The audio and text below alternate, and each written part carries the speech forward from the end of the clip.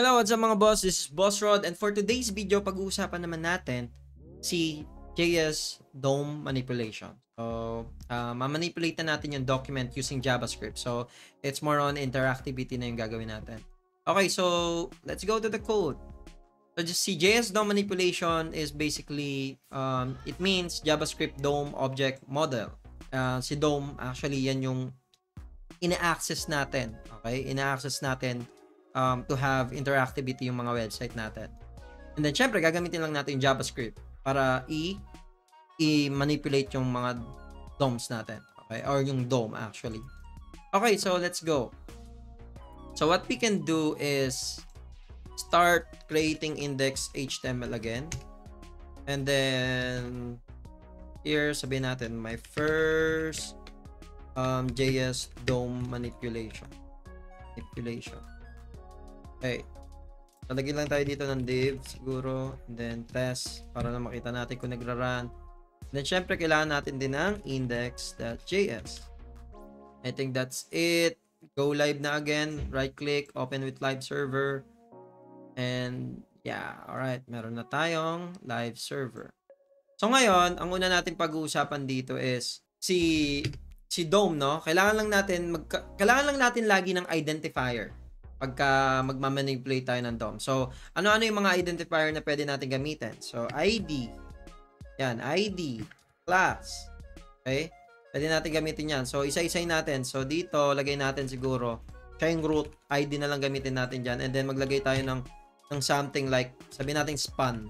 Okay? Tapos, lagyan natin naman ng class. Sabihin natin siya is test span. Yan. Ganyan lang natin. Okay? So, ngayon, kukunin natin siya. So, paano natin siya kukunin is by doing, okay, sabihin natin root div. And then, paano natin siya kukunin? There's a multiple way as well. So, yung pinaka-common, document.get element by ID. And then, ano yung pangalan ng ID? Which is dito, ID niya is root, di ba? And then, dito, nilagay lang natin dyan. And then, kunin din natin si test span, di ba? Si test span naman, tayo magkikreate ng span. Gagawin natin get element by class name. Okay? Tapos, ano yung pangalan ng class name? Okay? And then, console log natin ano yung mga itsura niyan. Ito si root div. Okay? Span. Okay, save. Ngayon, console log natin dito. Right click, inspect element. Okay, and then console. So, may kita nyo dito, pagka sinave ko yan, diba? Kaling. Walang lumalabas. So, tignan natin dito. Okay. Hindi kasi natin siya na-import. Okay, yung script. Okay, index.js. Alright, amazing. Okay. So, makikita natin dito, no? Si root div null. Si test span is array, empty array. Okay. So, bakit ganun, Boss Rod? Ba't hindi mo naman siya nakukuha? Nagloloko mo ata kami. So, well, ang pinakakulang natin dyan, meaning lang kasi mga boss, yung JavaScript, hindi siya agad nagra-run. Okay? I mean, nagra-run to agad, pero yung document, no, yung document mismo, which is yung mga div and stuff, hindi pa siya totally loaded. Okay? So, ano yung kailangan natin gawin? Kailangan natin to i-wrap into some event listener. Ano yun, Boss Rod? Ito yung kailangan nyo gawin. Okay. Document add event listener. Ayan, tinulungan tayo ni Copilot. DOM content loaded. And then, comma, arrow function, and then, lagay lang natin to sa loob. And then, pagka sinave ko yan, makikita nyo, nakuha ko na yung elements. Okay? So, meaning dito, nakukuha ko na ngayon, okay, yung root div na to, may laman siya na test and test span. Okay? Okay, tapos ito yung test span mismo. Okay, di ba na nakita nyo, ganun lang yung idea nitong DOM content loaded.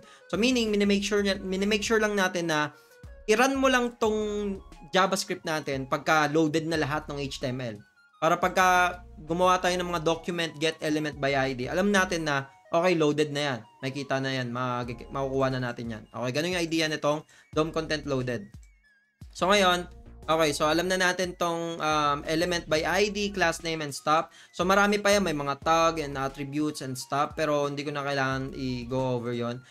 And then, ang papakita ko sa inyo, so, ito yung first way, no? Yung get element by ID. Pero, yung ideal talaga, or I mean, di naman ideal.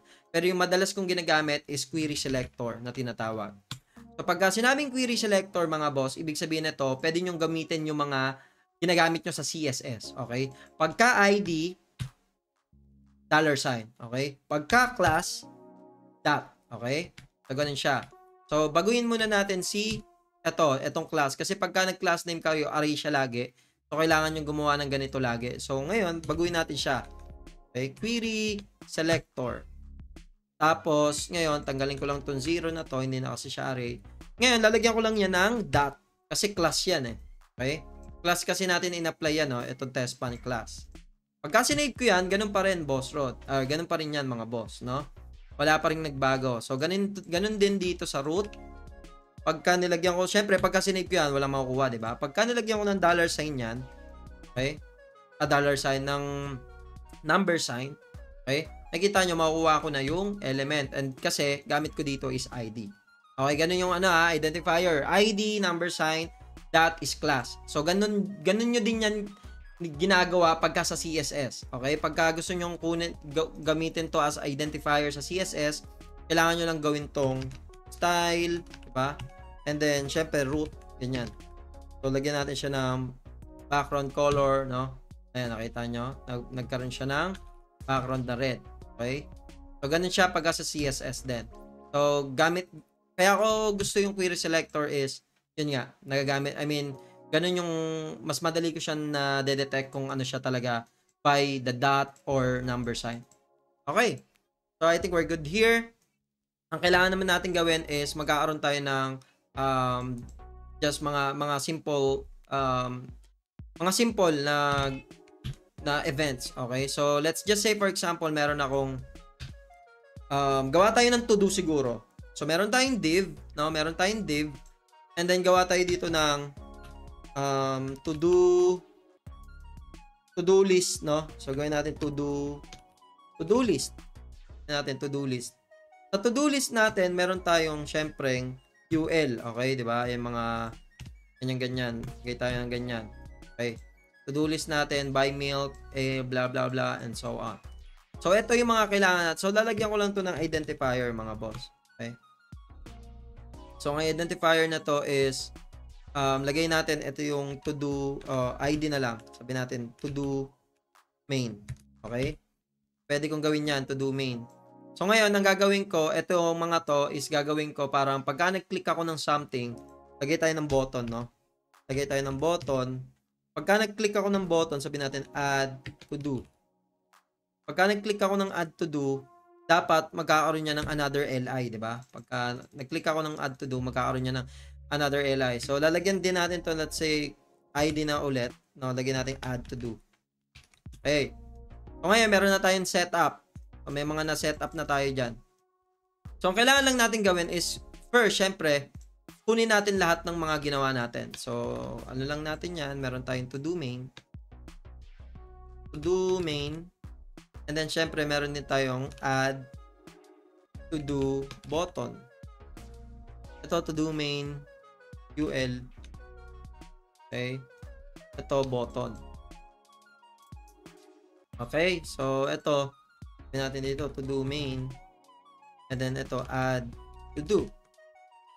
Okay. So, console muna natin lahat yan, mga boss. Tingnan natin kung tama ba ang mga nakuha natin. Okay. Console. Save. Yes. So, we're good.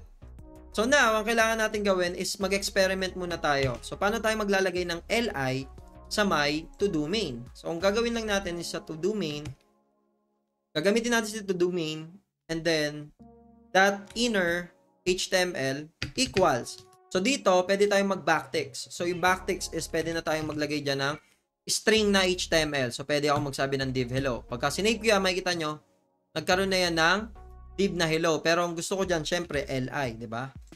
Li. Yan. So, nagkaroon na ako ng li. Pero napapansin nyo mga boss, naubos yung laman, boss road, di ba? So, ngayon, ang pwede natin gawin, console natin naman, ano yung current na laman niya, di ba? Console natin to, ano yung current na laman niya. Ang current na laman niya is, itong mga to, okay? Yang string na yan. So, ngayon, ang pwede natin gawin, mga boss, no? Burahin na natin yan.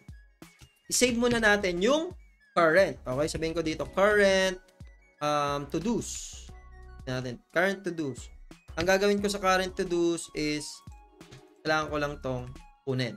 Ayan yung current to-dos natin.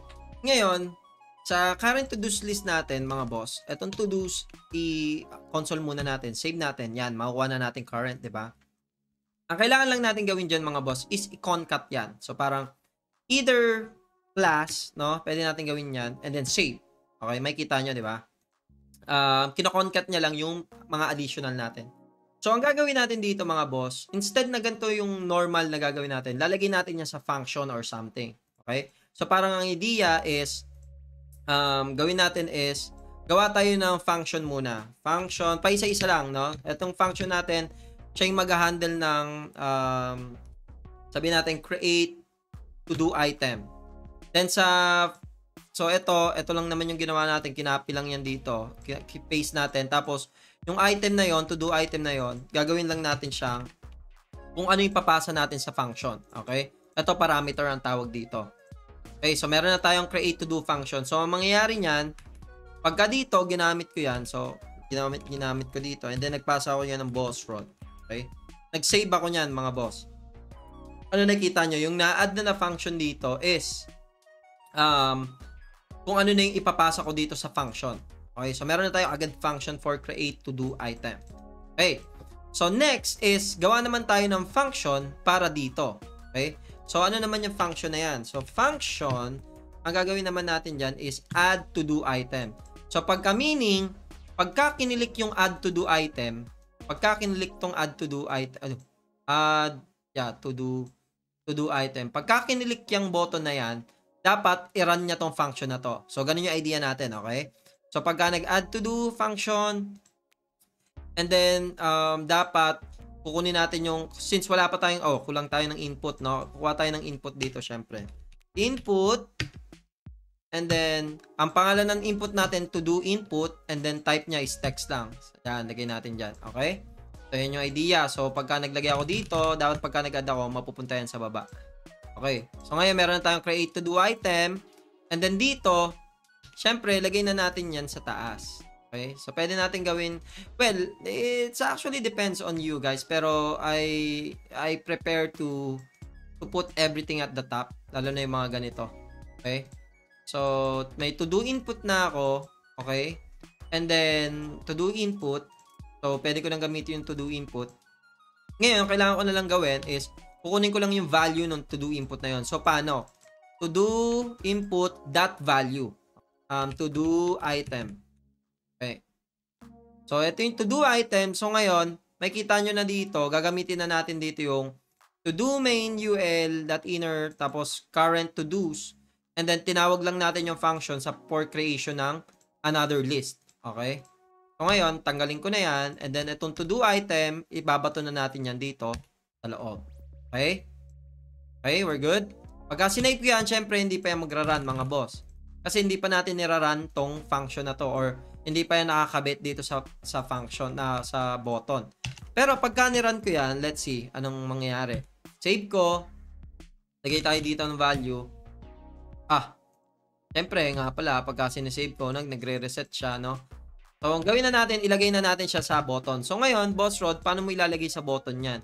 Sa button, pwede nyo gawin is, gamitin nyo lang yung button, parang ganito lang lagi, maglalagay lang tayo ng event listener. Add event listener. Siyempre, ito, click. Pagka kinilik siya, ano yung iraran mong function? So, pwede yan ganito. Pwede kayo naka-arrow function dyan. Kung gusto nyong i-inline yan. Okay? Pwede nyong ilagay yan na ganyan. Okay? Or, pwede kayong gumawa ng function na ginawa natin dito. Handle add to do. Okay? Pwede natin sabihin yan, handle add to do. So, instead na inline, pwede natin i-function na lang yan na ganyan. Okay? So, ngayon, tignan natin kung gumagana na yung to-do natin. Yan o, di ba? Amazing. Amazing. Okay? Pero, nakikita nyo, di ba, mga boss, ang nangyayari is, pagka nag-change lang tayo dito, yun lang yun ng, hindi siya nadadagdagan na nadadagdagan. Okay? That's the problem. Bakit? Bakit siya ganon? Kasi, itong current to-dos natin is, dineclare natin dito, So, dapat itong current to-dos natin, lagay natin sa loob. Okay. Actually, dito na lang natin lagay yan. Tanggalin na natin current to-dos. Save. Try ulit natin. Current to-dos. Oh, wait, what? Current to-dos. Oh, right. I see. Okay. So, actually, yung pwede natin gawin dito. Current to-dos. Pwede natin gawin to. Okay. Sa loob na natin yan ipapasok. ASD yan. Diba? So, parang nadadagdagan yan. Okay. Pero ang gusto natin, no, every time na nag-add to do tayo, gusto natin kiniklear to. So, ang idea lang yan, mga boss, is itong current to do's actually hindi na siya need. So, pwede nyo gawin ganito na lang kung ayaw nyo malito, no? So, parang inner HTML, blah, blah, blah, and then, kasi mag-work pa rin yan. Okay? Okay. So, kaya ko lang ginawang current to do's para lang maita natin dito ang ina-add natin current to do's, tapos nire-initialize lang natin siya sa mismong inner HTML. Okay? Well, it's up to you. Okay? So, ngayon, ang gusto ko, Boss Rod, pagka natapos na yung paglagay ng item, gusto ko dapat mag-clear din yung input. So, ang kailangan nyo lang gawin is, i-clear nyo lang yung value nitong input. So, pwede nyo tawagin tong value, no? Pwede nyo tawagin yung value, equals nyo lang sa empty string. Ganun lang. Save. O, diba? Ano na tayong to-dos. Yan na siya kadali. So, ayun, mga boss. I think this is very basic, but I hope you get the idea, mga boss. So, pagka nagmamanipulate na kayo ng DOM, so, pwede kayong mag-return ng mga string na HTML. And then, pwede nyo gawing dynamic yung mga value ng inside ng mga HTML tag nyo. And then, pwede nyo paglaruan. So, meron pa yan. Pwede nyo gawin is, let's say, for example, gusto nyo may ano yan, may mga class, di ba? Sabi natin dito is BGRed. Parang ganyan. Save natin. Every time na mag-add tayo niyan, nakita nyo, di ba? Hindi siya nag-add kasi mali ito. Dapat 500. Okay, save natin. Okay? So, ngayon, pagka naglagay ako dyan, okay, di pa rin siya nag-add. Kasi wala tayong Tailwind config. Yun lang yun. Pero, pwede natin gawin style, di ba? Pwede na tayo mag-style dyan eh. So, parang, gawin natin is background red. Okay? Save natin yan. Parang, di ba? May background siya. So, ang dami kayong pwedeng gawin pagka marunong na kayong kumuha ng mga elements sa HTML, and then marunong na kayo paano mag-loop, paano mag-ano. Kasi, itong ginagawa natin is normal pa to na, I mean, hindi naman sa normal na normal, pero ito yung parang basic na ginagawa, no? Nagre-return ng HTML, and then, so yeah, I think that's it, no? Very basic lang siya, mga boss, pero at least you get the idea, no, kung paano kung gaano ka-powerful yung DOM manipulation, kasi ito na yung magbibigay ng interactivity sa website natin. Okay, so I guess we're good, and makapaggawa na ako ng mga iba't ibang tutorial, like at least mga advanced tutorial na, kasi natapos ko na tong pang beginner na tutorial. And yeah, I mean, see you on the next one. Bye bye.